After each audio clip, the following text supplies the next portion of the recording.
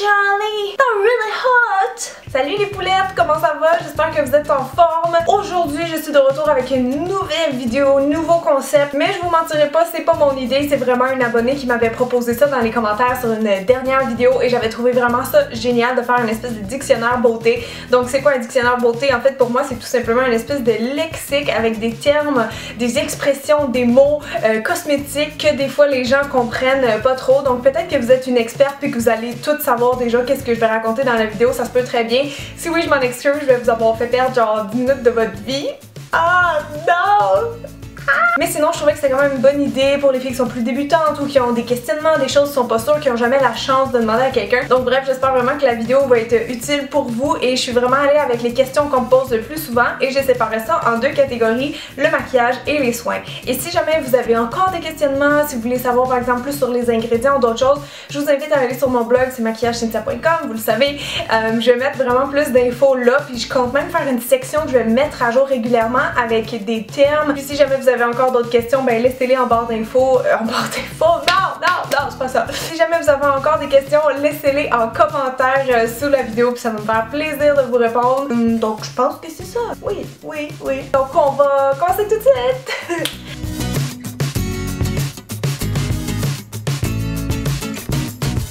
Ok, alors dans le maquillage, la première chose que j'ai remarqué qui semblait vous faire des points d'interrogation dans le visage, c'est ce qu'on appelle des fards cuits ou des ombres à paupières cuites. Ça veut dire quoi cuite? Ben, en fait, c'est juste une méthode de fabrication qui est différente des ombres à paupières traditionnelles. Comme ça, par exemple, vous savez, les ombres à paupières comme ça, c'est des pigments qui sont pressés. Tandis que dans le cas d'un fard cuit, comme ça, par exemple, c'est des pigments mais qui sont mélangés à des agents liants et qui vont être cuits dans un four. Donc moi, personnellement, je trouve que les fards cuits ont tendance à être plus légers et plus brillants qu'une ombre à paupières traditionnelle, donc la pigmentation est un peu modulable et vous pouvez mouiller votre pinceau pour les utiliser pour les rendre un peu plus métalliques. Donc c'est vraiment une question de préférence personnelle. Moi j'aime mieux les ombres à paupières pressées, mais j'en ai aussi des petites comme ça parce que je trouve que c'est pratique à avoir les deux quand même.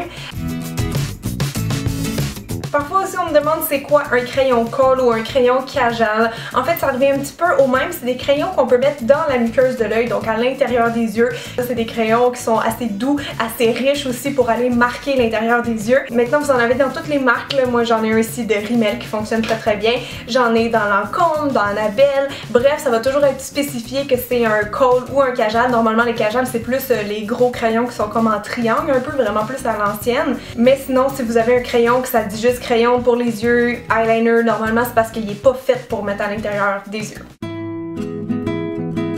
La base de maquillage. Je vois souvent des gens qui la confondent avec de la crème hydratante alors que les deux c'est totalement différent. Déjà la crème c'est un soin, donc c'est une étape de votre routine soin. C'est sûr qu'avant de vous maquiller c'est l'idéal de mettre votre crème hydratante, mais si vous maquillez votre teint, que vous portez un fond de teint ou une bébé crème, vous pouvez utiliser des petites bases comme ça pour le visage parce que ça va prolonger la tenue des produits de teint et ça vient toujours comme avoir un petit effet un peu lissant, tu sais, ça prépare la peau à recevoir le fond de teint. Mais on peut aussi les porter seuls parce qu'il existe des bases pour tous les besoins, donc il y a aussi des bases qui sont lissantes avec un petit effet, tu sais, anti-âge ou Photoshop. Donc c'est sûr que si vous maquillez pas votre teint mais que vous voulez bénéficier d'un effet lissant, ben vous pourriez porter une base pour le visage seul. Donc ça on les applique partout sur le visage et normalement on va utiliser les doigts ou un pinceau à fond de teint pour les mettre.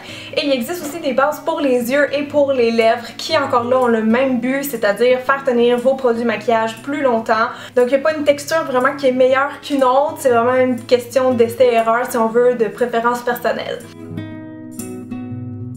Oh là là, les bébés crèmes, les CC crèmes, les DD crèmes, les crèmes, on dirait qu'on s'en va dans une affaire aussi compliquée que les brassières.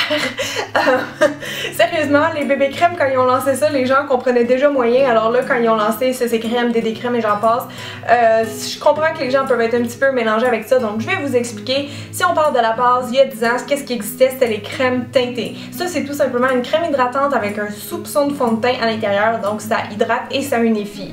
Maintenant, il y a une tendance qui est venue il y a une couple d'années qui s'appelle les bébés crèmes et ça ben c'est un peu comme une crème teintée mais surdouée. Genre, elle va faire beaucoup plus de choses que juste hydrater puis unifier. Elle peut corriger. Normalement, ils vont avoir un FPS aussi, donc vous avez une protection solaire. Ça peut être antioxydant. Bref, c'est tout le temps comme 7 en 1, 8 en 1, beaucoup de bienfaits. Et normalement, les bébés crèmes vont avoir une plus grande couvrance que les crèmes teintées. Pour ce qui est des CC crèmes maintenant, ben selon moi, ça a un niveau de couvrance optimisé par rapport aux bébés crèmes. C'est un peu plus couvrant. Souvent, on les conseille plus pour les femmes d'un certain âge, disons en haut de, je sais pas, là, 45 ans, parce qu'ils vont surtout travailler au niveau des taches brunes. Ils vont faire de la correction au niveau du teint. Donc, si vous avez des décolorations, des choses comme ça, c'est un meilleur produit pour vous. Par contre, pour les adolescentes, moi, je préfère beaucoup plus une bébé crème vu que c'est plus léger.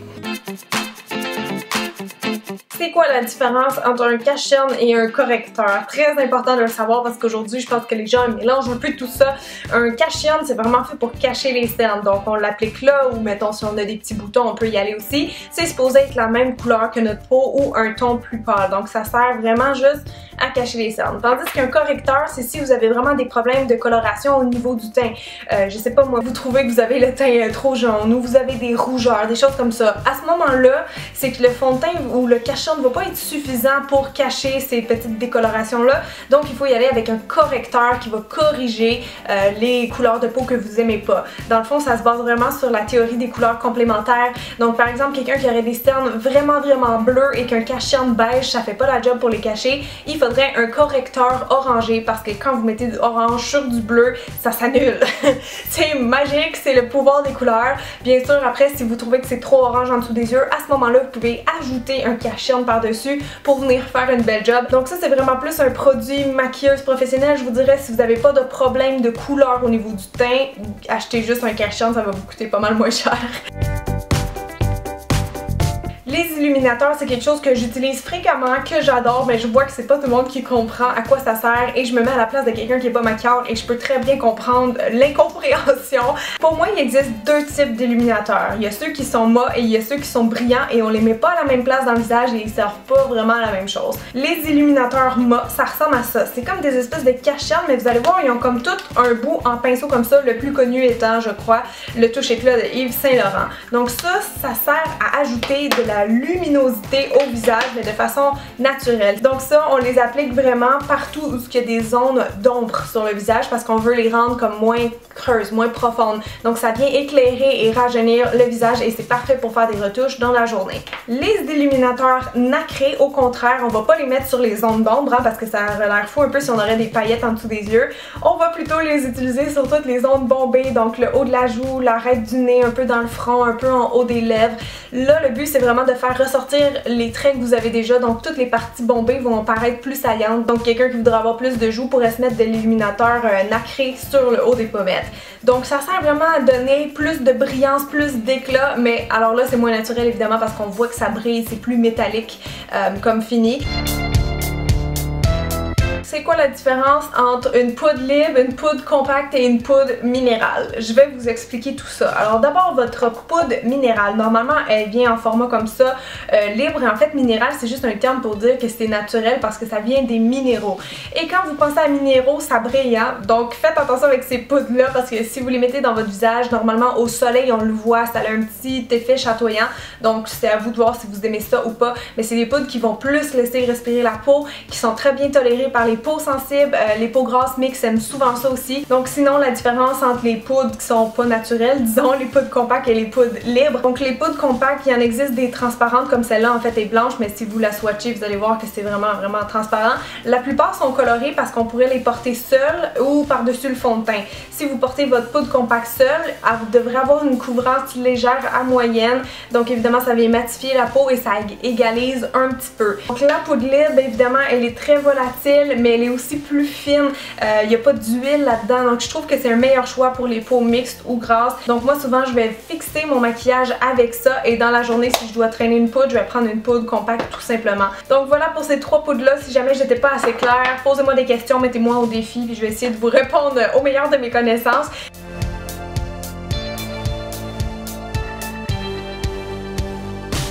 Dans le fabuleux monde des démaquillants, vous allez retrouver des démaquillants biphasés. Alors ça veut dire quoi biphasé? Ben c'est facile, biphase, deux phases, donc c'est les espèces de produits que vous allez voir vraiment une démarcation au niveau de la texture. Donc dans les démaquillants biphasés, vous avez de l'huile et ça prend ça absolument pour retirer aisément un maquillage waterproof. Donc si vous avez tendance à porter du mascara waterproof ou des maquillages très chargés sur les yeux, les démaquillants biphasés, ben il faut les brasser évidemment, j'ai oublié de spécifier, il faut les brasser, mais vous allez voir comment ça démaquille super bien les yeux.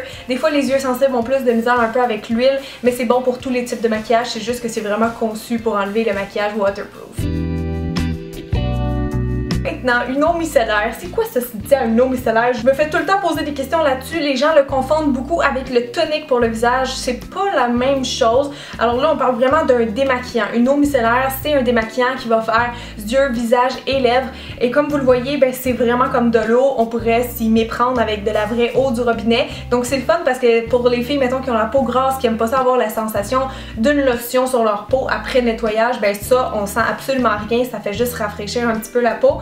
Et donc c'est des micelles qu'on appelle qui viennent comme manger votre maquillage. Là c'est comme ça que je l'explique pour qu'on comprenne, mais c'est comme des petits Pac-Man qui viennent manger le maquillage tout simplement. Donc ça démaquille bien, celle-là c'est vraiment une de mes marques préférées, une des plus connues aussi.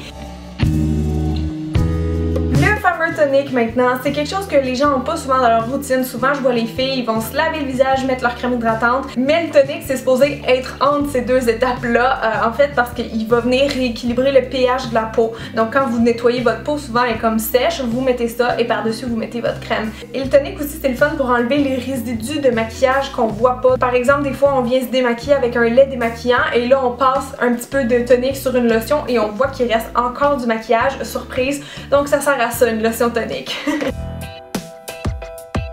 Un autre produit que beaucoup de gens skippent dans leur routine, c'est le fameux sérum. Le sérum, vous allez voir, il y a une texture particulière. Souvent, c'est comme très léger, très gel. On a besoin juste d'une ou deux gouttes pour le visage et ça, vous le mettez après votre nettoyage, mais avant votre crème. Donc, si vous mettiez un tonique, par exemple, ben, ça irait après le tonique, avant la crème hydratante. Le sérum, on l'ajoute dans la routine beauté quand on a vraiment une préoccupation, par exemple, que notre peau vieillit ou qu'on a de l'acné, des taches brunes. C'est vraiment un concentré d'ingrédients actifs. Donc votre crème qui a un petit peu d'ingrédients actifs puis de l'hydratation, ça c'est vraiment comme la puissance x 100 là. Donc vous pouvez mettre ça directement avant la crème hydratante et ça va venir plus traiter votre peau.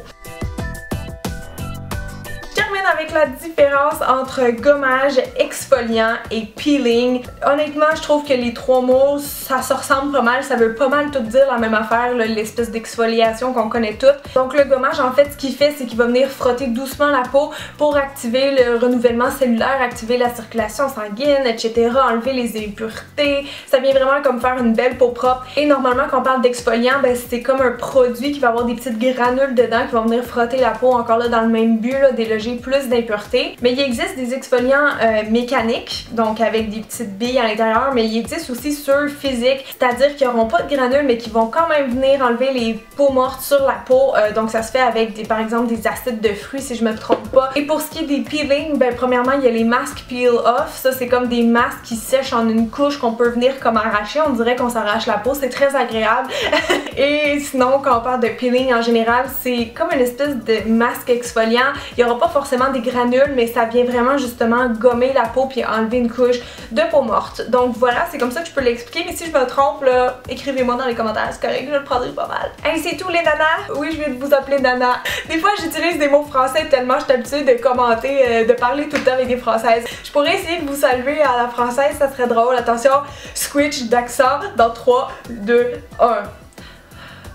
Non, je suis pas capable. Donc voilà, s'il y a des questions, des choses comme ça là, que vous avez pas compris, que j'ai pas été assez claire, je suis plus capable. Ça fait trop longtemps que je l'ai fait, je suis plus capable. Donc n'hésitez pas à vous abonner aussi si c'était pas déjà fait, cliquez sur le petit bouton juste ici.